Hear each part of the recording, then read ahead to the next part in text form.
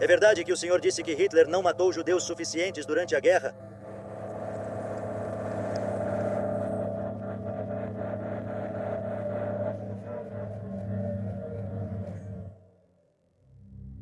Em agosto de 2003, em um hospital de Jeddah, na Arábia Saudita, ele exalou seu último suspiro. Um dos ditadores mais sanguinários da história moderna, Idi Amin Dada, conhecido como o açougueiro de Uganda, morreu aos 75 anos em um exílio dourado, cercado de luxos pagos pela família real saudita, longe das vítimas que deixou para trás e de qualquer tribunal que pudesse julgá-lo por seus crimes. Não houve julgamentos, condenação ou qualquer justiça. Só um homem obeso e doente que morreu em uma cama de hospital.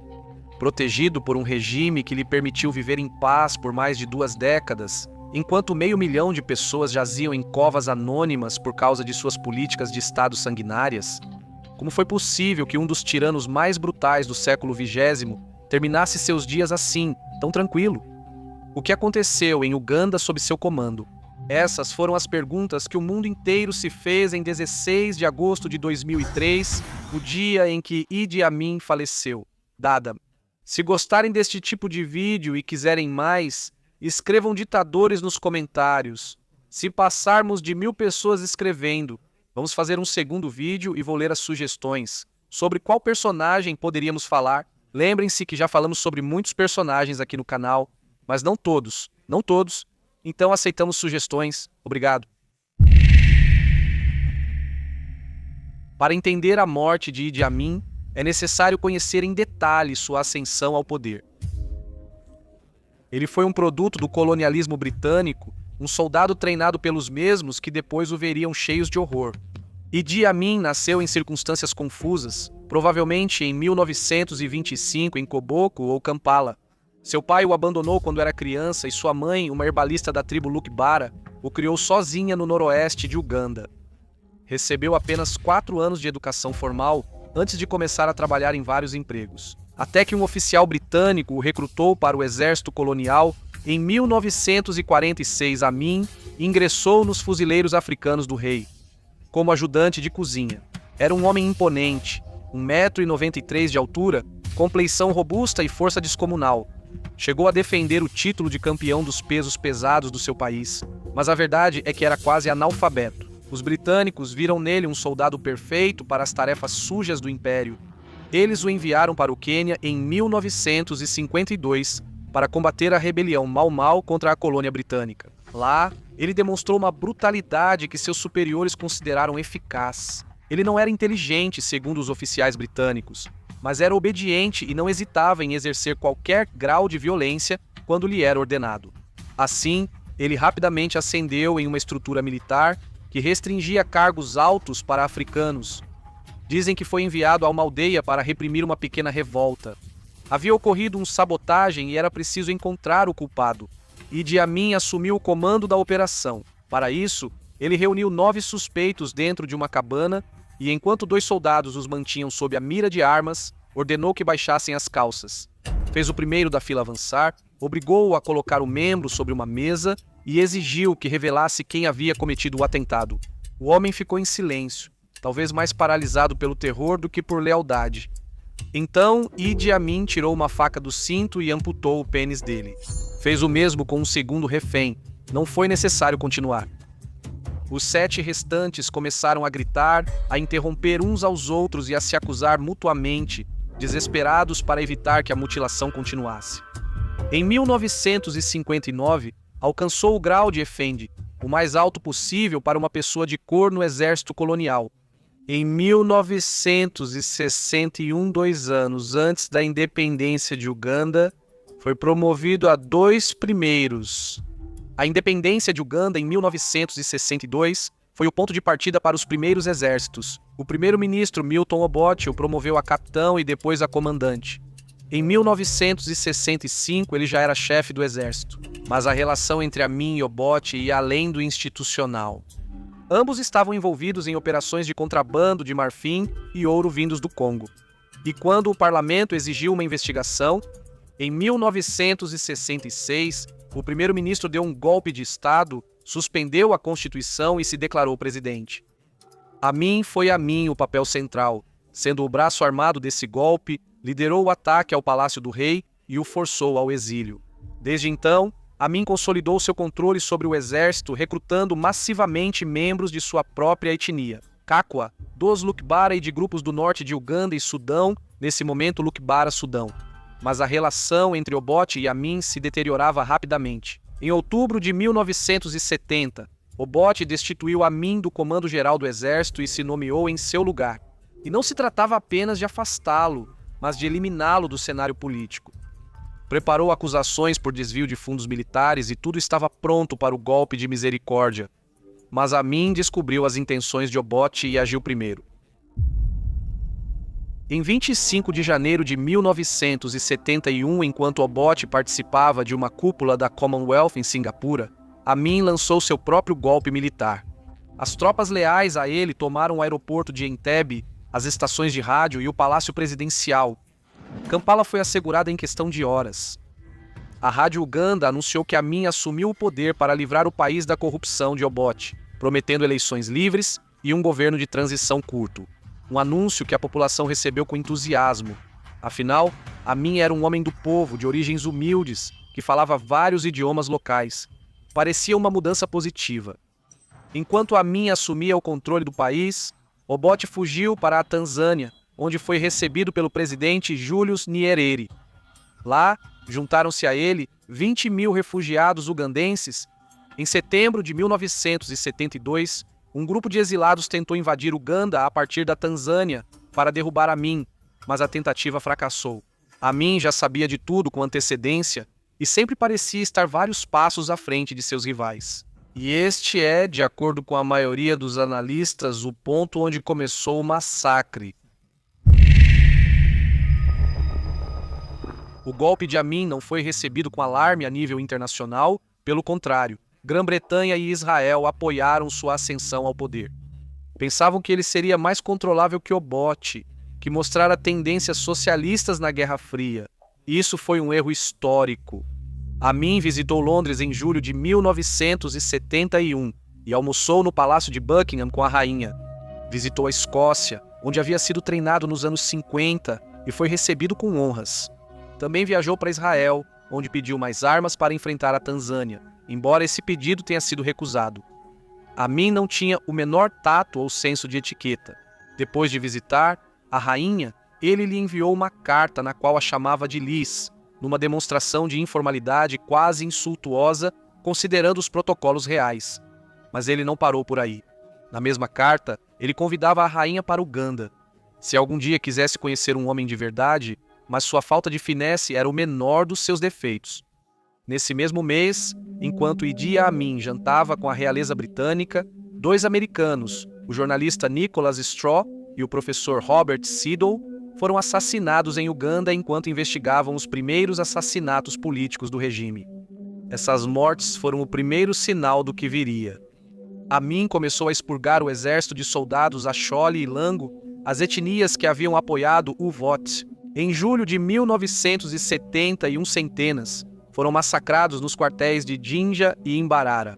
No início da década de 1970, pelo menos 5 mil militares e o dobro de civis dessas etnias haviam desaparecido. Mas as vítimas não se limitaram a grupos étnicos específicos. Logo, incluíram líderes religiosos, jornalistas, artistas, juízes, advogados, homossexuais, estudantes, intelectuais, empresários e qualquer um que representasse uma ameaça ao regime.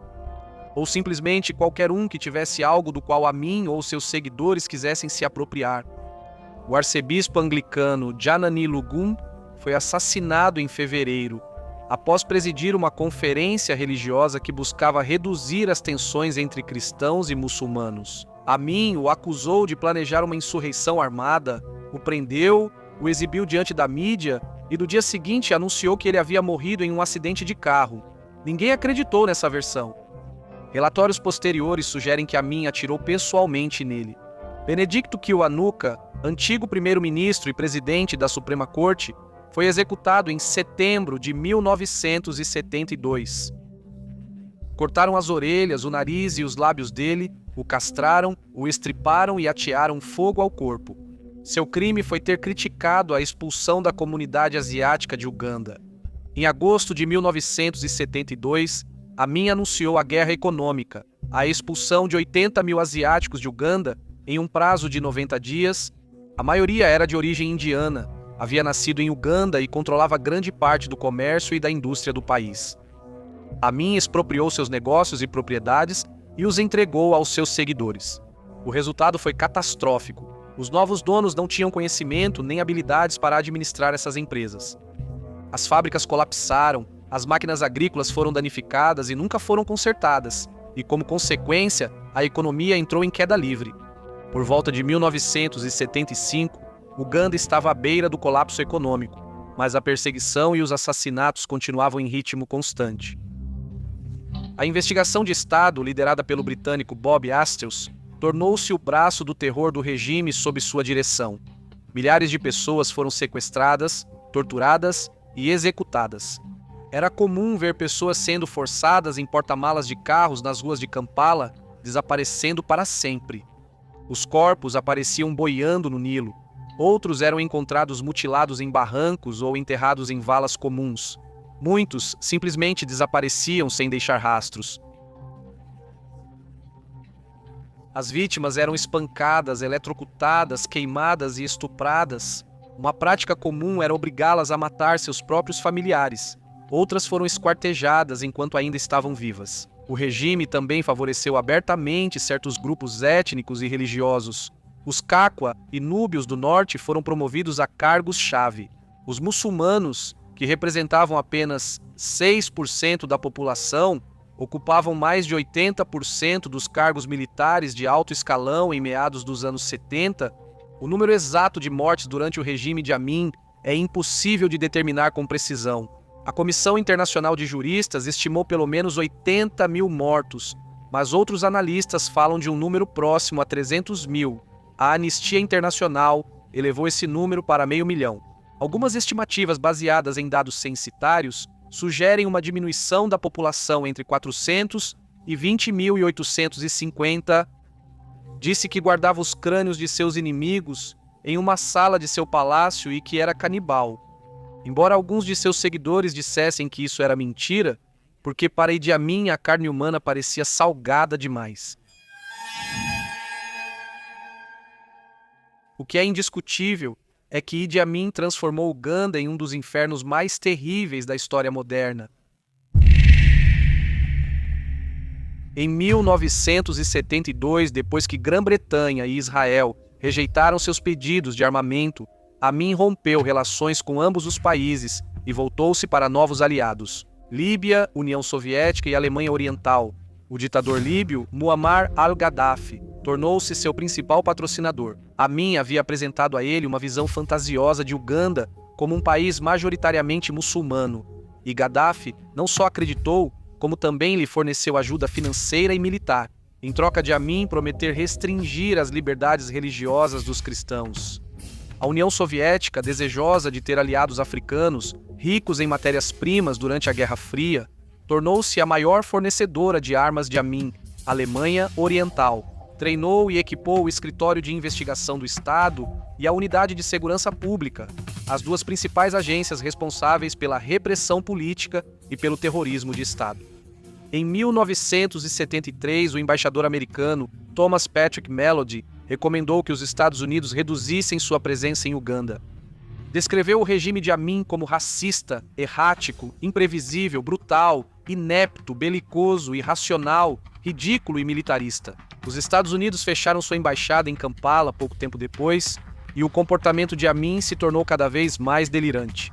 Ele enviou um telegrama ao secretário-geral das Nações Unidas, elogiando as ações de Adolf Hitler e sugerindo que o Holocausto havia sido justificado. Ele declarou que planejava usar paraquedistas, bombardeiros, e em 1975 foi nomeado presidente da Organização para a Unidade Africana, um grupo panafricano criado para promover a solidariedade entre os estados africanos.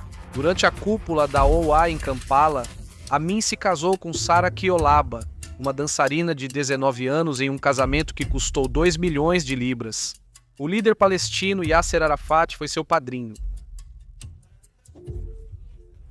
O ex-namorado de Sara desapareceu e nunca mais ninguém soube dele, nem mesmo nas recapitulações de suas atrocidades. Conseguiram encontrá-lo ou encontrar o corpo dele?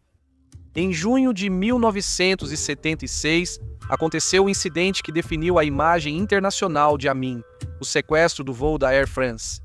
Um avião com destino a Paris foi sequestrado por membros da Frente Popular para a Libertação da Palestina e das Células Revolucionárias Alemãs. O avião pousou no aeroporto de Entebbe, Uganda, com permissão e cumplicidade de Amin.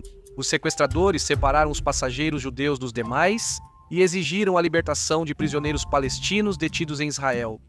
Na noite de 3 para 4 de julho, comandos israelenses executaram a operação em Entebbe, voaram de Israel até Uganda, tomaram o aeroporto, libertaram quase todos os reféns e destruíram a maioria dos aviões de combate ugandenses. A operação durou apenas 90 minutos, 3 reféns morreram, junto com os 7 sequestradores e 45 soldados ugandenses, além de um quarto refém. Dora Bloch, uma senhora judia de 75 anos, que havia sido levada para um hospital em Kampala antes do resgate, foi assassinada, por ordem de Idi Amin, em retaliação. O incidente foi uma humilhação insuportável para Idi Amin, que tomou a decisão de isolar ainda mais Uganda no cenário internacional. A Grã-Bretanha fechou seu alto comissariado no país. O Quênia, que havia facilitado o reabastecimento dos comandos israelenses em Nairobi, tornou-se inimigo do regime. Idi Amin ordenou que centenas, talvez milhares de quenianos que viviam em Uganda fossem assassinados.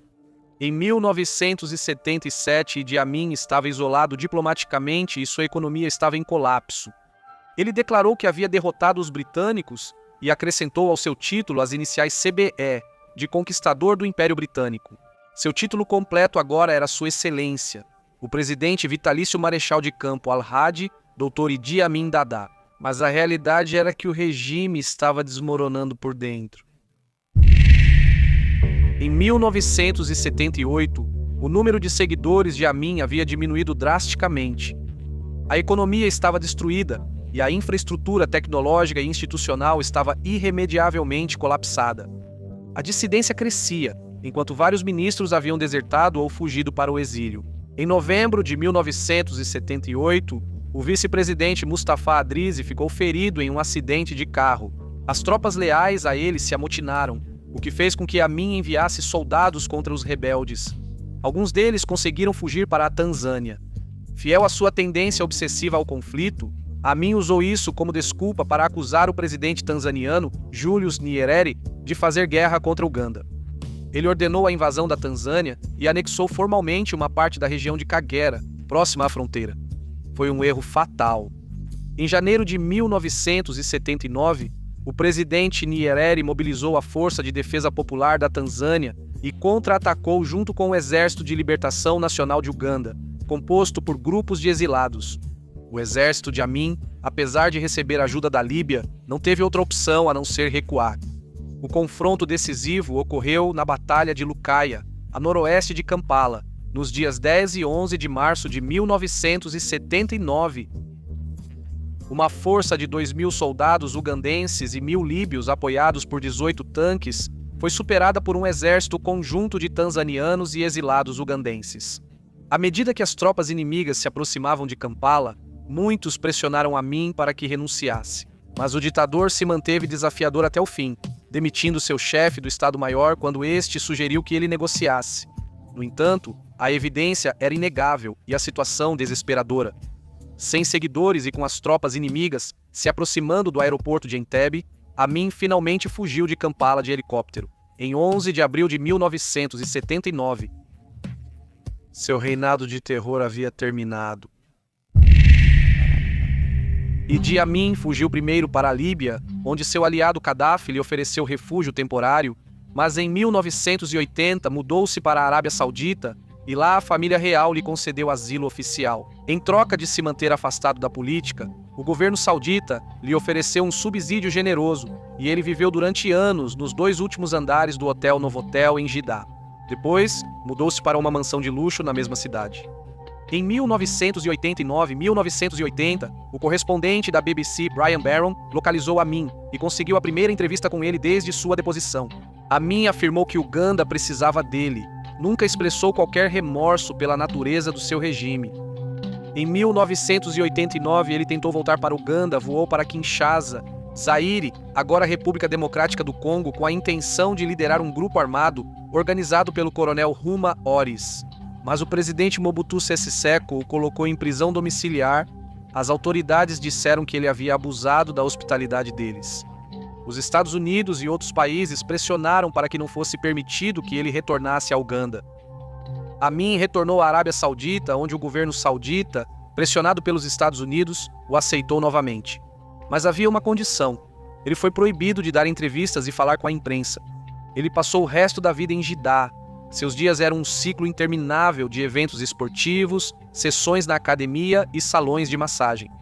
Costumava ser visto em um Range Rover ou Chevrolet Caprice, para fazer compras ou visitar o aeroporto, onde despachava regularmente pacotes de mandioca e outros alimentos da África Oriental. Os aviões cheios de artigos de luxo que chegavam a Kampala nos anos 70 foram substituídos por pacotes de comida africana que chegavam a Ieda nos anos 90. Amin se casou novamente, pelo menos mais uma vez, teve entre 30 e 45 filhos com suas várias esposas e concubinas. Sua última descendente conhecida foi uma filha chamada Iman, nascida em 1992. Durante todos esses anos, houve muito poucas exigências para que Amin fosse julgado em algum tribunal internacional por seus crimes de guerra. A Arábia Saudita o protegeu até o fim.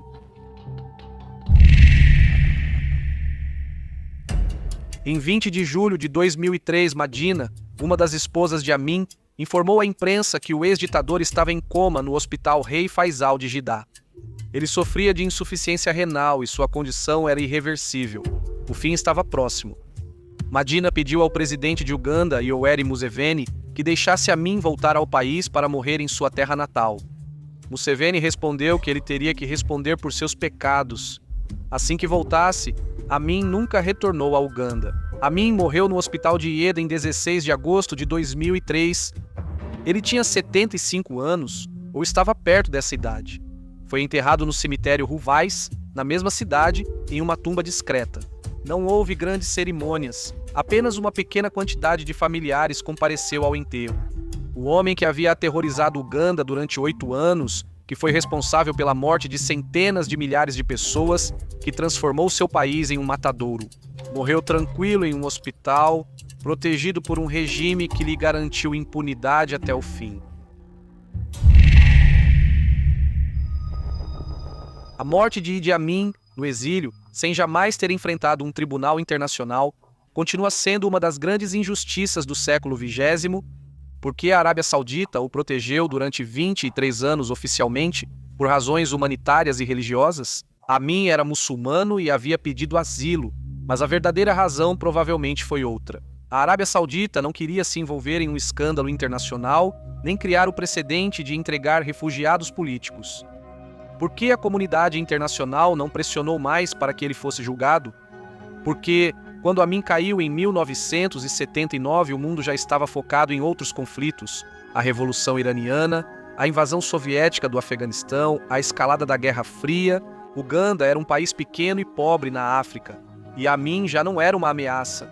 Ninguém queria gastar recursos políticos e econômicos para perseguir um ditador deposto. Além disso, julgar Amin teria exposto a cumplicidade da Grã-Bretanha, de Israel e de outros países ocidentais em sua ascensão ao poder. Teria revelado como o colonialismo e a Guerra Fria facilitaram o surgimento de um dos ditadores mais brutais da história moderna. Assim, Amin viveu em paz, jogou golfe, nadou em sua piscina particular e comeu comida de sua terra natal, e nunca pagou por seus crimes.